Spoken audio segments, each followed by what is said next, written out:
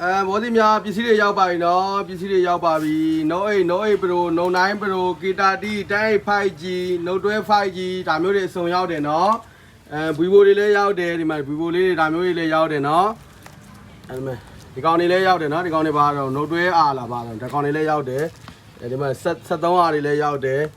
ပြီးလို့ရှိရင်ဒီမှာ 14R တွေလည်းပါတယ်နော်ဒီမှာ 14R တွေလည်းပါတယ်ဒါမျိုးတွေရောက်တယ်နော်ပစ္စည်းတွေတော်တော်များများရောက်ပါတယ်ဗျာနော်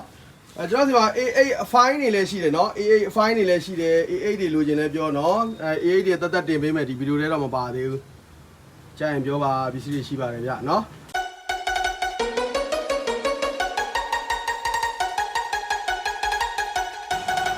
တခြား model လေးတွေအများကြီးရှိပါတယ်